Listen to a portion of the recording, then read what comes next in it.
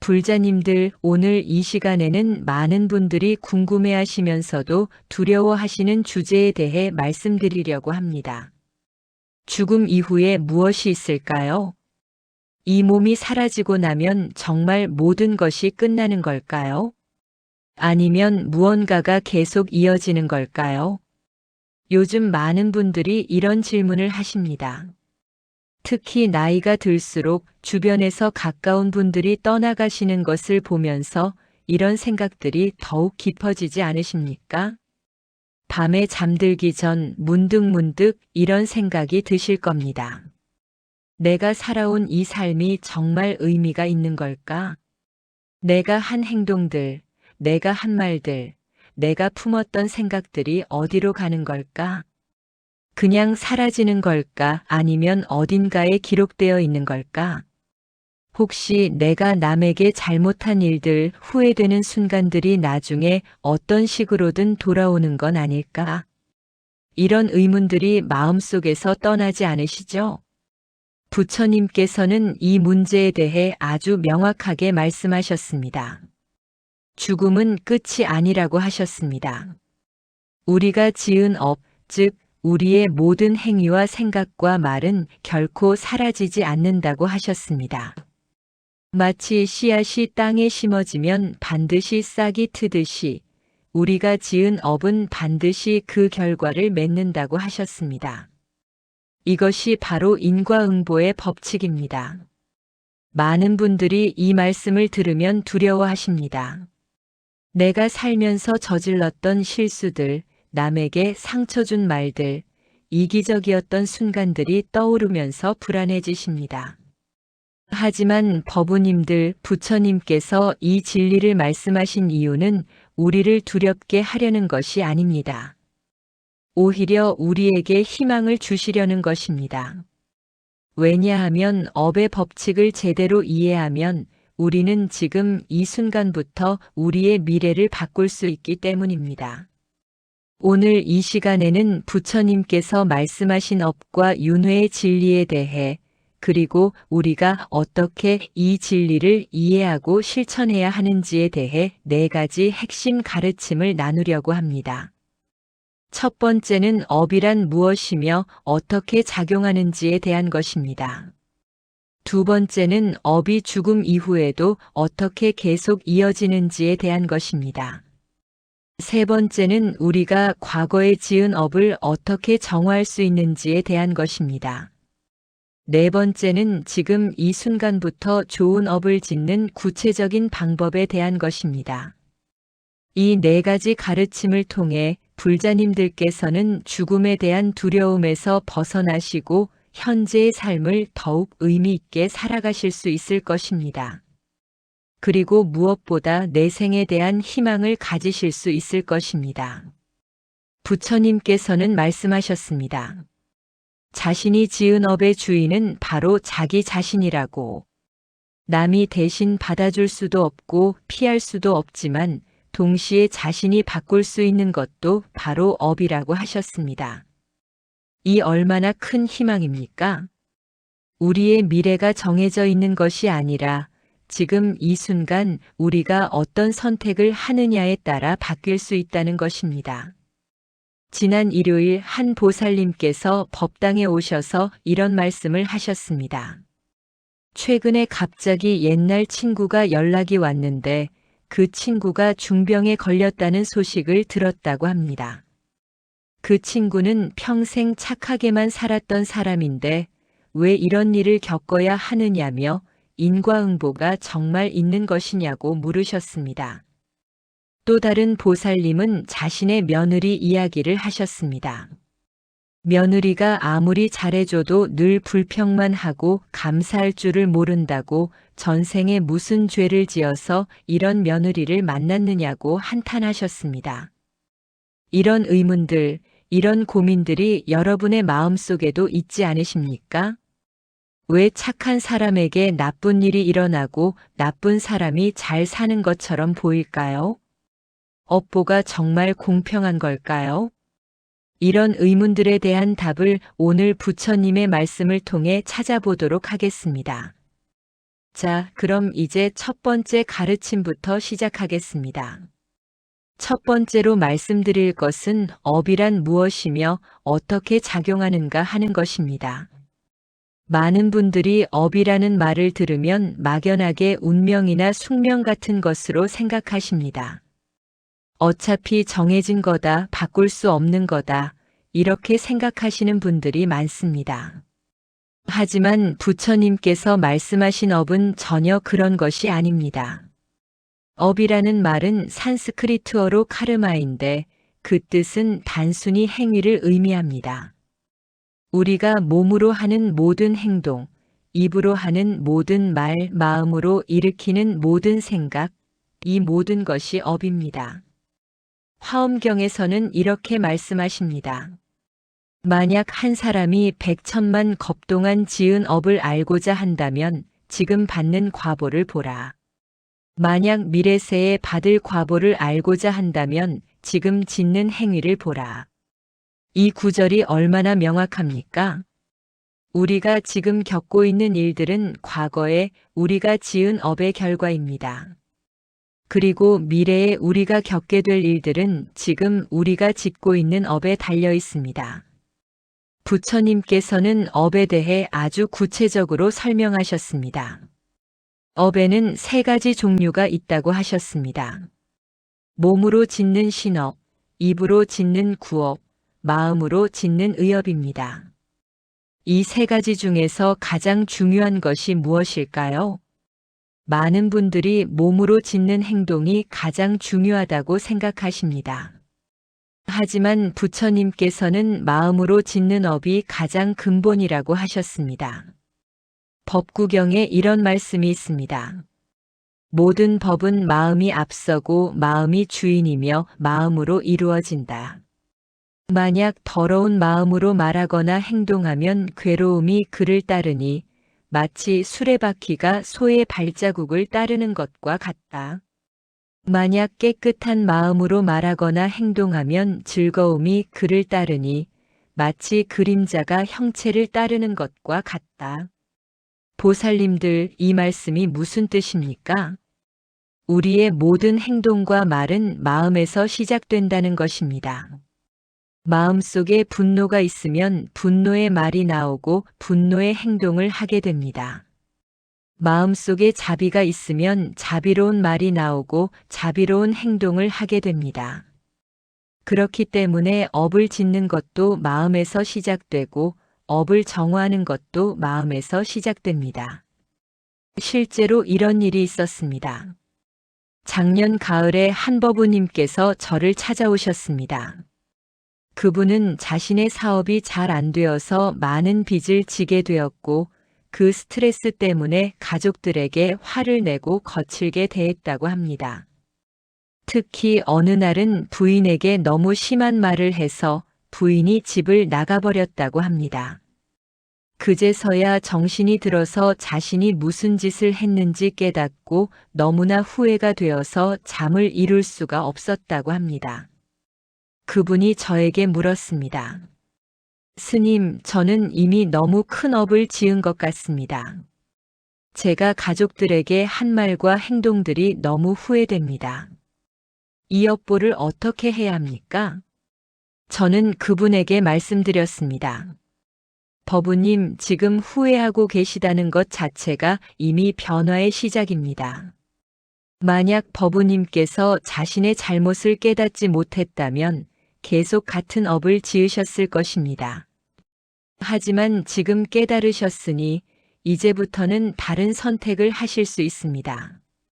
부처님께서는 우리에게 참회의 길을 열어주셨습니다. 과거에 지은 잘못된 업을 깨닫고 진심으로 참회하면 그 업의 힘이 약해진다고 하셨습니다.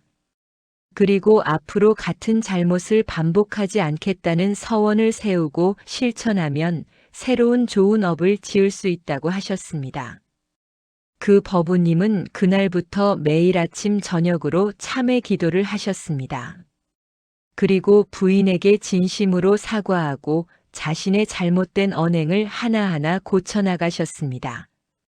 물론 쉽지 않았습니다. 습관처럼 굳어진 화내는 버릇을 고치는 것이 얼마나 어렵습니까? 하지만 그분은 포기하지 않으셨습니다. 화가 날 때마다 잠시 멈추고 호흡을 가다듬으셨습니다. 거친 말이 나오려고 할 때마다 입을 다물고 마음을 진정시키셨습니다. 그렇게 석 달이 지나고 6달이 지나자 놀라운 변화가 일어났습니다. 가족들과의 관계가 회복되기 시작했고 사업도 조금씩 나아지기 시작했습니다.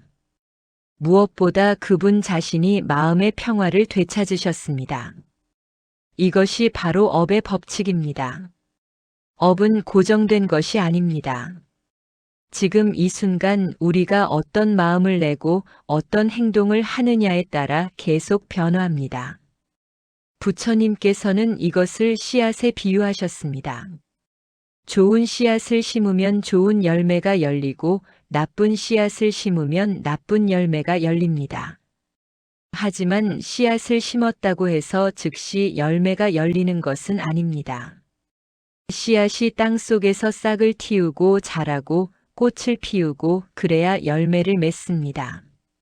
업도 마찬가지입니다. 우리가 어떤 업을 지으면 그것이 즉시 결과로 나타나는 것이 아닙니다. 때로는 이번 생에 나타나고 때로는 다음 생에 나타나고 때로는 그 다음 생에 나타납니다. 이것을 삼시업이라고 합니다. 현재에 받는 현보, 다음 생에 받는 생보, 그 이후에 받는 후보입니다. 그렇기 때문에 지금 착하게 사는 사람에게 나쁜 일이 일어나는 것처럼 보일 수 있습니다. 그것은 과거 생에 지은 업의 결과가 지금 익어서 나타나는 것입니다. 반대로 지금 나쁘게 사는 사람이 잘 사는 것처럼 보일 수 있습니다. 그것은 과거 생에 지은 좋은 업의 결과가 아직 남아있는 것입니다. 하지만 언젠가는 반드시 자신이 지은 업의 결과를 받게 됩니다. 이것이 인과의 법칙입니다. 법구경에 이런 말씀이 있습니다. 악을 지은 사람은 이 세상에서는 근심하고 저 세상에 가서도 근심한다. 두 곳에서 다 근심하며 자신이 지은 악업을 보고 괴로워한다. 선을 행한 사람은 이 세상에서 기뻐하고 저 세상에 가서도 기뻐한다. 두 곳에서 다 기뻐하며 자신이 지은 선업을 보고 더욱 기뻐한다. 법우님들, 이 말씀을 깊이 새기시기 바랍니다. 우리가 지은 업은 결코 사라지지 않습니다. 좋은 업도 나쁜 업도 반드시 그 결과를 가져옵니다. 하지만 동시에 희망을 가지십시오. 지금 이 순간부터 좋은 업을 지으면 그것도 반드시 좋은 결과를 가져올 것입니다. 과거의 업 때문에 좌절하지 마시고 현재의 선택으로 미래를 바꾸십시오. 이것이 부처님께서 우리에게 주신 큰 가르침입니다. 두 번째로 말씀드릴 것은 업이 죽음 이후에도 어떻게 계속 이어지는가 하는 것입니다. 많은 분들이 가장 궁금해하시는 부분입니다. 정말 죽음 이후에도 무언가가 계속되는 걸까요? 아니면 죽으면 모든 것이 끝나는 걸까요? 부처님께서는 이 문제에 대해 아주 명확하게 말씀하셨습니다. 죽음은 끝이 아니라 또 다른 시작이라고 하셨습니다. 우리의 육신은 사라지지만 우리가 지은 업은 사라지지 않는다고 하셨습니다. 지장경에 이런 말씀이 있습니다. 만약 중생이 임종할 때 부모와 권속을 위해 복을 지으면 그 공덕의 7분 중에 6분은 자신이 받고 1분은 망자가 받는다. 그러므로 미래와 현재의 착한 남자 착한 여인들은 스스로 이익을 얻고자 한다면 한 푼 한 털이라도 받을 수 있을 때 스스로 닦아야 한다. 이 말씀이 무슨 뜻입니까? 살아있을 때 스스로 선업을 닦는 것이 가장 중요하다는 것입니다. 죽은 후에 자식들이 제를 지내고 절에 공양을 올려도 그 공덕의 일부만 돌아갈 뿐입니다. 대부분의 공덕은 그것을 행한 사람이 받습니다. 그렇기 때문에 살아있을 때 스스로 좋은 업을 지어야 합니다. 부처님께서는 윤회에 대해서도 자세히 설명하셨습니다. 우리가 죽으면 이 몸은 사라지지만 우리의 식, 즉 의식은 사라지지 않습니다. 그 의식이 우리가 지은 업의 힘에 의해 다음 생을 받게 됩니다. 이것이 바로 윤회입니다. 많은 분들이 윤회를 믿기 어려워하십니다. 죽으면 끝이지 어떻게 다시 태어날 수 있느냐고 생각하십니다. 하지만 우리는 매일 밤 잠을 잘 때 작은 죽음을 경험합니다. 잠들 때 우리의 의식은 어디로 갑니까? 꿈을 꿀 때 우리는 완전히 다른 세계에 있지 않습니까? 그리고 아침에 깨어나면 다시 이 세계로 돌아옵니다. 죽음과 재생도 이와 비슷합니다. 다만 더 길고 더 근본적인 변화일 뿐입니다. 부처님 당시에 이런 일이 있었습니다. 한 장자가 부처님을 찾아와서 물었습니다. 세존이시여, 제 친구는 평생 착하게 살았는데 가난하게 죽었습니다. 반면에 제 이웃은 평생 악하게 살았는데 부자로 잘 살고 있습니다. 어떻게 이럴 수 있습니까? 인과응보가 정말 있는 겁니까? 부처님께서 대답하셨습니다. 그대는 망고나무를 아는가? 망고나무는 씨를 뿌린 후 몇 년이 지나야 열매를 맺는다. 씨를 뿌렸다고 해서 즉시 열매가 열리지 않는다. 업도 마찬가지이다. 그대의 친구는 과거 생에 악업을 지었고 그 결과가 이번 생에 나타난 것이다. 하지만 이번 생에 선업을 지었으니 다음 생에는 좋은 곳에 태어날 것이다. 그대의 이웃은 과거 생에 선업을 지었고 그 결과가 이번 생에 나타난 것이다. 하지만 이번 생에 악업을 지었으니 다음 생에는 나쁜 곳에 떨어질 것이다. 이것이 인과의 법칙이다. 보살님들, 이 말씀을 잘 이해하셔야 합니다. 우리가 지금 겪고 있는 일들은 과거의 업 때문입니다. 하지만 우리가 미래에 겪게 될 일들은 지금 우리가 짓는 업에 달려 있습니다. 실제로 이런 경험을 하신 분이 계십니다. 몇 년 전에 한 보살님께서 저에게 신비한 이야기를 들려주셨습니다. 그 보살님은 어느 날 꿈을 꾸셨는데 그 꿈이 너무나 생생했다고 합니다. 꿈속에서 자신은 조선시대에 살고 있었고 가난한 농부의 딸이었다고 합니다. 그 시대에 자신은 남의 집에 일을 하러 갔는데 주인 마님이 감춰둔 비녀를 훔쳤다고 합니다. 그때는 너무 가난해서 어쩔 수 없이 훔쳤는데 나중에 들켜서 심하게 매를 맞고 쫓겨났다고 합니다. 그 꿈에서 깨어난 후 그 보살님은 왜 자신이 이번 생에서 늘 재물운이 없고 힘들게 사는지 이해가 되었다고 합니다. 과거 생에 남의 것을 훔친 업보 때문이라는 것을 깨달았다고 합니다. 그날부터 그 보살님은 더욱 열심히 보시를 하고 남을 도왔습니다. 자신이 과거에 빼앗았던 것을 갚기 위해 지금은 베풀어야 한다고 생각하셨습니다. 물론 이것이 정말 전생의 기억인지는 확실하지 않습니다. 하지만 중요한 것은 그 보살님께서 업의 법칙을 믿고 실천하셨다는 것입니다.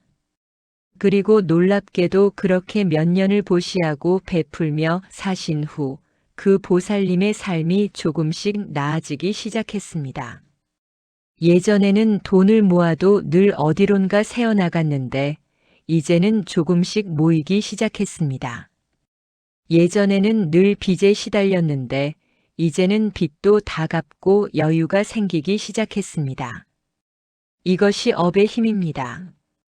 과거의 나쁜 업을 좋은 업으로 덮을 수 있습니다. 지장경에서는 또 이렇게 말씀하십니다.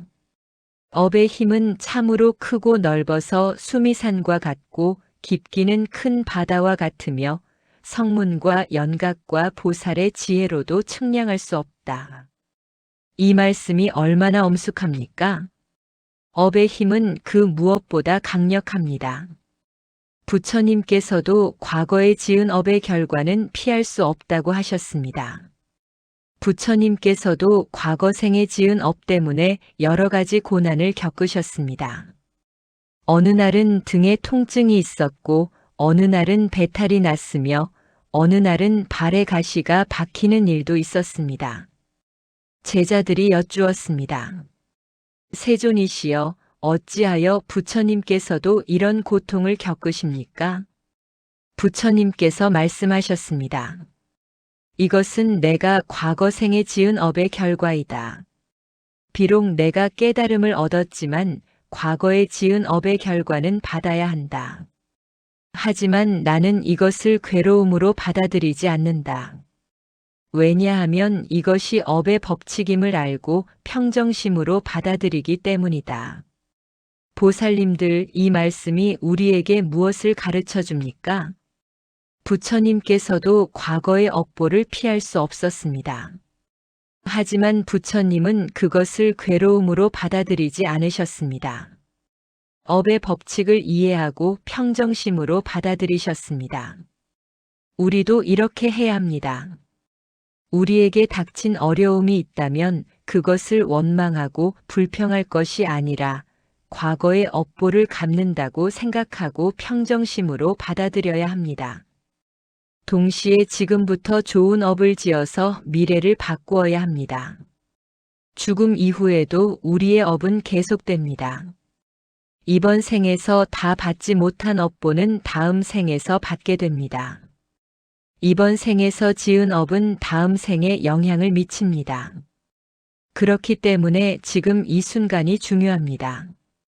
지금 우리가 어떤 마음을 내고 어떤 행동을 하느냐가 우리의 내생을 결정합니다. 세 번째로 말씀드릴 것은 우리가 과거에 지은 업을 어떻게 정화할 수 있는가 하는 것입니다. 많은 분들이 이것을 가장 궁금해 하십니다. 이미 지은 업은 어쩔 수 없는 것 아닙니까? 돌이킬 수 없는 것 아닙니까? 법우님들, 부처님께서는 희망의 문을 열어주셨습니다. 과거에 지은 업도 정화할 수 있다고 하셨습니다. 물론 쉽지는 않습니다. 하지만 불가능한 것도 아닙니다. 관불삼매경에 이런 말씀이 있습니다. 만약 중생이 참으로 참회하고자 하면 단정히 앉아 진실한 법을 생각하라. 모든 죄의 상은 서리와 이슬 같아서 해일이 비추면 녹아서 없어진다. 이 말씀이 얼마나 아름답습니까? 우리의 죄업이 마치 서리와 이슬 같다고 하셨습니다. 지혜의 태양이 비추면 녹아서 없어진다고 하셨습니다. 그렇다면 어떻게 해야 지혜의 태양을 비출 수 있습니까? 부처님께서는 참회의 방법을 가르쳐 주셨습니다. 첫째는 과거의 잘못을 진심으로 뉘우치는 것입니다. 둘째는 앞으로 같은 잘못을 반복하지 않겠다고 다짐하는 것입니다. 셋째는 실제로 좋은 행동을 실천하는 것입니다. 이 세 가지가 함께 이루어질 때 진정한 참회가 됩니다. 제가 아는 한 법우님의 이야기를 들려드리겠습니다. 그분은 젊었을 때 술을 많이 마시고 도박을 했다고 합니다. 그러다가 사업에 실패하고 가정이 파탄나고 모든 것을 잃었습니다. 그때 어머니께서 돌아가시면서 마지막으로 당신을 보고 싶어 하셨는데 그분은 술에 취해서 가지 못했습니다. 어머니께서 돌아가신 후 그분은 너무나 후회가 되어서 미칠 것 같았다고 합니다. 자신 때문에 어머니께서 얼마나 고생하셨는지, 그런데 마지막까지 불효했다는 것이 너무 괴로웠다고 합니다. 그래서 절에 와서 저에게 물었습니다. 스님, 저 같은 사람도 구제받을 수 있습니까? 저는 너무나 큰 죄를 지었습니다. 어떻게 해야 이 죄를 씻을 수 있습니까? 저는 그분에게 말씀드렸습니다. 법우님, 부처님께서는 죄를 지은 것보다 더 큰 죄가 있다고 하셨습니다. 그것은 죄를 지었으면서도 참회하지 않는 것입니다. 지금 법우님께서는 자신의 잘못을 깨닫고 뉘우치고 계십니다. 이것이 바로 변화의 시작입니다. 이제부터 진심으로 참회하고 새로운 삶을 사십시오. 그날부터 그 법우님은 매일 절에 나와서 3000배 참회 기도를 하셨습니다. 처음에는 몸이 너무 아파서 100배도 힘들었습니다. 하지만 포기하지 않고 계속하셨습니다.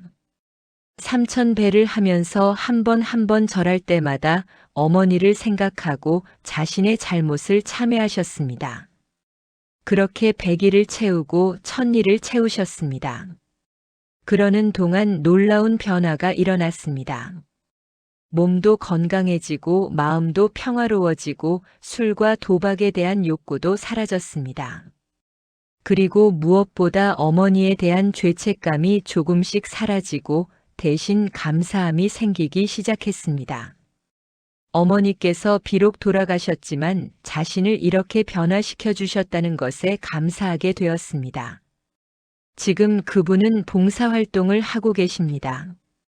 어려운 이웃들을 돕고 노숙자들에게 식사를 대접하고 독거노인들을 찾아뵙고 있습니다. 과거에 자신이 받은 사랑을 이제는 남에게 베풀고 계십니다. 이것이 진정한 참회입니다. 입으로만 미안하다고 하는 것이 아니라 실제로 삶을 바꾸는 것입니다. 과거의 악업을 뉘우치고 현재의 선업을 짓는 것입니다. 화엄경에 이런 말씀이 있습니다. 만약 보살이 참회하고자 하면 단정히 앉아 실상을 생각하라. 모든 법은 어변으로 생기나니 내가 지은 바 또한 그러하도다. 죄성은 본래 공하여 마음속에도 마음 밖에도 없으며 중간에도 없나니 부처님께서 이미 그러하셨고 나도 역시 그러하도다. 이 말씀이 깊은 뜻을 담고 있습니다. 죄의 본성은 공하다는 것입니다. 죄라는 것도 우리의 마음이 만들어낸 것입니다. 실체가 있는 것이 아닙니다. 그렇기 때문에 마음을 바꾸면 죄도 사라질 수 있습니다. 하지만 여기서 주의해야 할 것이 있습니다.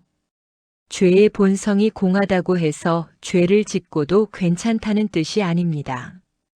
죄의 결과는 여전히 나타납니다. 다만 그 결과를 받아들이는 우리의 마음을 바꿀 수 있다는 것입니다. 그리고 새로운 선업을 지음으로써 과거의 악업을 정화할 수 있다는 것입니다. 부처님 당시에 앙굴리말라라는 사람이 있었습니다. 그는 악한 스승의 가르침을 받아 999명을 죽인 살인마였습니다.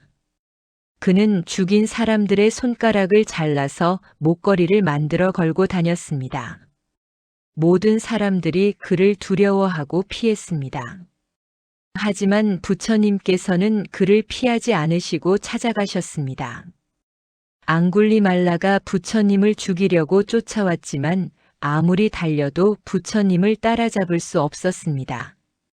그가 소리쳤습니다. 사문이여 멈추시오. 부처님께서 대답하셨습니다. 나는 이미 멈추었다. 그대가 멈추지 않고 있을 뿐이다. 이 말씀에 앙굴리말라는 깨달음을 얻었습니다. 자신이 그동안 얼마나 잘못된 길을 걸어왔는지 깨달았습니다. 그는 부처님 앞에 무릎을 꿇고 출가를 청했습니다. 부처님께서는 그를 받아들이셨습니다. 그 후 앙굴리말라는 열심히 수행하여 아라한과를 증득했습니다. 물론 그가 과거에 지은 업의 결과를 완전히 피할 수는 없었습니다. 탁발을 나가면 사람들이 돌을 던지고 욕을 했습니다. 하지만 그는 모든 것을 참고 받아들였습니다. 그것이 자신이 지은 업의 결과임을 알았기 때문입니다. 보살님들, 이 이야기가 우리에게 무엇을 가르쳐 줍니까? 아무리 큰 죄를 지었어도 참회하고 고치면 깨달음을 얻을 수 있다는 것입니다. 과거가 아무리 어둡더라도 지금부터 빛을 향해 걸어가면 됩니다. 그렇다면 구체적으로 어떻게 참회해야 할까요? 첫째, 매일 아침 저녁으로 참회문을 읽으십시오. 아침에 눈을 뜨면 오늘 하루 좋은 마음으로 살겠다고 다짐하십시오. 저녁에 잠들기 전에는 오늘 하루 잘못한 것이 있는지 돌아보십시오. 둘째, 108배나 3000배 같은 참회 기도를 하십시오. 몸으로 하는 수행은 마음의 참회를 더욱 깊게 합니다. 절을 하면서 자신의 잘못을 하나하나 떠올리고 참회하십시오. 셋째, 보시와 봉사를 실천하십시오. 과거에 남에게 해를 끼쳤다면 이제는 남을 돕는 것으로 갚아야 합니다. 물질적인 보시뿐만 아니라 시간과 노력을 들여서 남을 돕는 것도 큰 보시입니다. 넷째, 불경을 읽고 사경을 하십시오. 부처님의 말씀을 읽으면서 지혜를 얻고 손으로 쓰면서 마음을 정화하십시오. 다섯째, 가장 중요한 것은 다시는 같은 잘못을 반복하지 않는 것입니다. 입으로 참회한다고 하면서 계속 같은 잘못을 저지른다면 그것은 진정한 참회가 아닙니다. 정말로 잘못을 뉘우친다면 삶이 바뀌어야 합니다. 네 번째로 말씀드릴 것은 지금 이 순간부터 좋은 업을 짓는 구체적인 방법입니다. 과거의 업을 참회하는 것도 중요하지만 더 중요한 것은 지금부터 좋은 업을 짓는 것입니다. 왜냐하면 지금 우리가 짓는 업이 우리의 미래를 그리고 우리의 내생을 결정하기 때문입니다. 부처님께서는 십선업을 가르쳐 주셨습니다. 몸으로 짓는 세 가지 선업이 있습니다. 살생하지 않는 것, 훔치지 않는 것, 사음하지 않는 것입니다. 입으로 짓는 네 가지 선업이 있습니다. 거짓말하지 않는 것, 이간질하지 않는 것, 욕하지 않는 것, 꾸미는 말을 하지 않는 것입니다. 마음으로 짓는 세 가지 선업이 있습니다.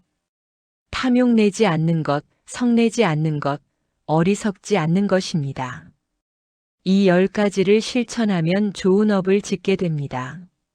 하지만 단순히 나쁜 것을 하지 않는 것만으로는 부족합니다. 적극적으로 좋은 일을 해야 합니다. 살생하지 않는 것을 넘어서 생명을 살리고 보호해야 합니다. 훔치지 않는 것을 넘어서 베풀고 나누어야 합니다. 거짓말하지 않는 것을 넘어서 진실하고 따뜻한 말을 해야 합니다. 탐욕내지 않는 것을 넘어서 만족하고 감사해야 합니다. 성내지 않는 것을 넘어서 자비로운 마음을 가져야 합니다. 어리석지 않는 것을 넘어서 지혜를 구해야 합니다. 구체적으로 일상생활에서 어떻게 실천할 수 있을까요? 첫째, 아침에 일어나면 오늘 하루 좋은 마음으로 살겠다고 다짐하십시오. 오늘 만나는 모든 사람에게 친절하겠다고, 좋은 말을 하겠다고, 도움이 필요한 사람이 있으면 돕겠다고 다짐하십시오. 둘째, 하루에 한 번 이상 보시를 실천하십시오. 큰 것이 아니어도 됩니다. 길에서 만난 노숙자에게 1000원이라도 주십시오. 절에 가서 공양미를 올리십시오. 어려운 이웃을 위해 기부하십시오. 물질이 없다면 시간을 내서 봉사하십시오. 웃는 얼굴로 다른 사람을 대하는 것도 보시입니다. 셋째, 염불이나 독경을 하십시오. 아침 저녁으로 나무아미타불을 100번씩이라도 외우십시오. 관세음보살을 부르십시오. 반야심경이나 천수경을 읽으십시오. 이렇게 하면 마음이 정화되고 좋은 업을 짓게 됩니다. 넷째, 참선이나 명상을 하십시오. 하루에 10분이라도 조용히 앉아서 호흡을 관찰하십시오. 마음속에 떠오르는 생각들을 지켜보십시오. 이렇게 하면 마음이 고요해지고 지혜가 생깁니다. 다섯째, 계를 지키십시오. 5계를 받으셨다면 철저히 지키십시오. 살생하지 않고 훔치지 않고 사음하지 않고 거짓말하지 않고 술을 마시지 않는 것입니다. 이것들이 어렵게 느껴질 수 있지만 하나씩 실천하다 보면 습관이 됩니다. 여섯째, 감사하는 마음을 가지십시오. 아침에 눈을 떴을 때 살아있음에 감사하십시오.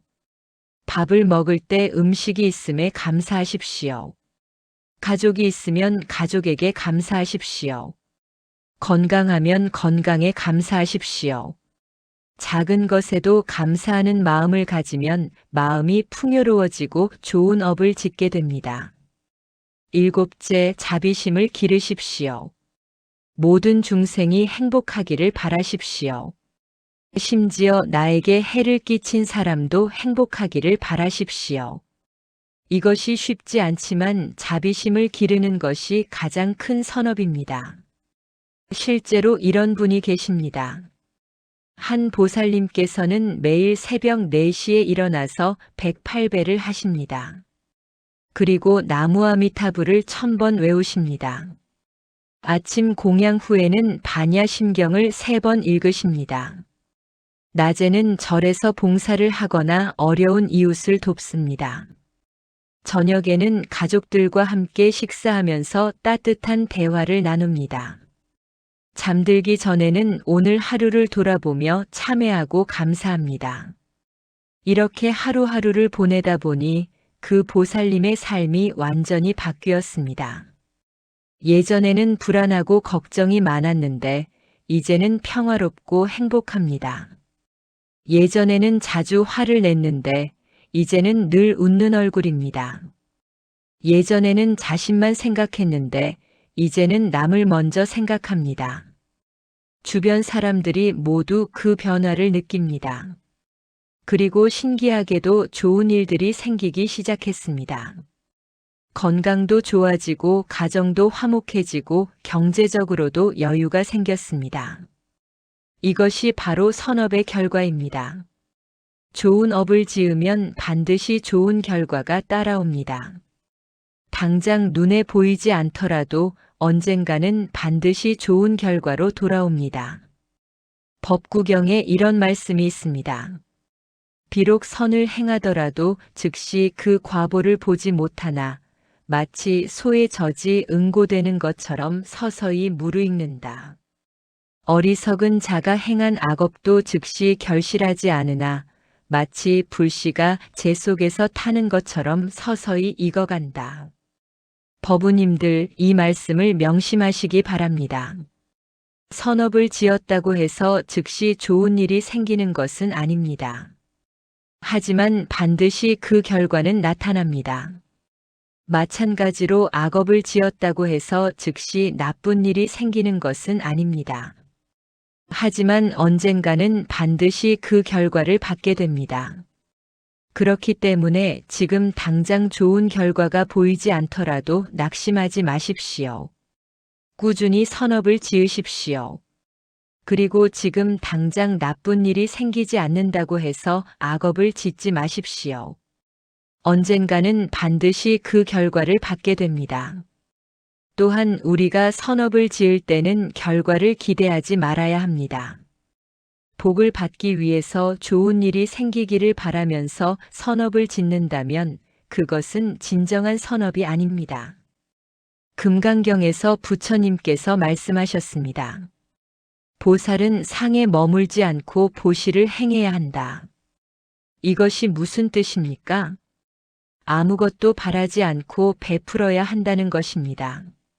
내가 이만큼 베풀었으니 이만큼 받아야겠다는 생각을 하지 말라는 것입니다.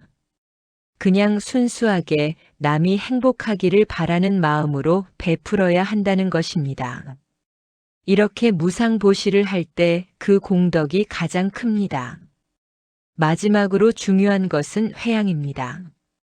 우리가 지은 선업의 공덕을 모든 중생과 나누어야 합니다.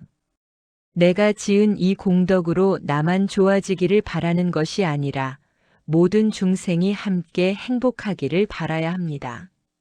매일 저녁 잠들기 전에 이렇게 회양하십시오. 제가 오늘 하루 지은 모든 선업의 공덕을 일체 중생에게 회양합니다. 모든 중생이 괴로움에서 벗어나고 행복하기를 바랍니다. 모든 중생이 부처님의 가르침을 만나 깨달음을 얻기를 바랍니다. 이렇게 회양하면 우리의 공덕이 줄어드는 것이 아니라 오히려 더 커집니다. 마치 촛불 하나로 1000개의 촛불을 밝혀도 처음 촛불이 줄어들지 않는 것처럼 공덕을 나누어도 공덕이 줄어들지 않습니다. 오히려 더 많아집니다. 보살님들, 오늘 이 시간 동안 우리는 부처님께서 말씀하신 업과 윤회의 진리에 대해 배웠습니다. 첫째, 업이란 우리의 모든 행위이며 그것은 반드시 결과를 낳는다는 것을 배웠습니다. 둘째, 우리가 지은 업은 죽음 이후에도 계속 이어지며 우리의 내생을 결정한다는 것을 배웠습니다. 셋째, 과거에 지은 나쁜 업도 진심으로 참회하고 선업을 지으면 정화할 수 있다는 것을 배웠습니다. 넷째, 지금 이 순간부터 좋은 업을 짓는 구체적인 방법들을 배웠습니다. 이 4가지 가르침을 마음에 새기고 실천하시기 바랍니다. 과거의 업 때문에 두려워하지 마십시오. 지금부터 좋은 업을 지으면 됩니다. 현재의 어려움 때문에 절망하지 마십시오. 그것은 과거의 업을 갚는 것이니 평정심으로 받아들이고 더욱 열심히 선업을 지으십시오. 미래에 대해 불안해하지 마십시오. 지금 좋은 업을 지으면 미래는 밝아질 것입니다. 부처님께서는 우리 모두가 깨달음을 얻을 수 있다고 하셨습니다. 일체 중생 신류불성, 모든 중생은 다 부처의 성품을 가지고 있습니다. 다만 업의 장애 때문에 그것을 보지 못할 뿐입니다. 업의 장애를 걷어내면 우리 본래의 부처 성품이 드러납니다. 그러니 희망을 가지십시오. 지금 이 순간부터 부처님의 가르침대로 살아가십시오. 십선업을 실천하고 보시를 하고 참선을 하고 염불을 하십시오. 그리고 무엇보다 자비심을 가지고 모든 중생을 대하십시오. 이렇게 하면 반드시 좋은 결과가 있을 것입니다. 이번 생에서도 행복하고 내생에서도 좋은 곳에 태어나며 궁극적으로는 깨달음을 얻을 것입니다. 오늘 이 말씀이 여러분의 마음에 와닿았다면 좋아요 버튼을 눌러주시고 댓글로 여러분의 생각을 나누어 주십시오. 그리고 이 영상을 주변의 불자님들과 공유해 주시면 감사하겠습니다. 한 사람이라도 더 부처님의 가르침을 듣고 도움을 받을 수 있기를 바랍니다. 다음 시간에는 또 다른 부처님의 가르침으로 찾아뵙겠습니다. 이 말씀을 듣고 지은 모든 공덕을 일체 중생에게 회양합니다. 모든 중생이 업의 장애에서 벗어나고 부처님의 가르침을 만나며 깨달음을 얻기를 간절히 기원합니다. 법우님들, 보살님들, 불자님들 항상 건강하시고 행복하시기를 바랍니다. 나무석 가모니불, 나무아미타불, 나무관세음보살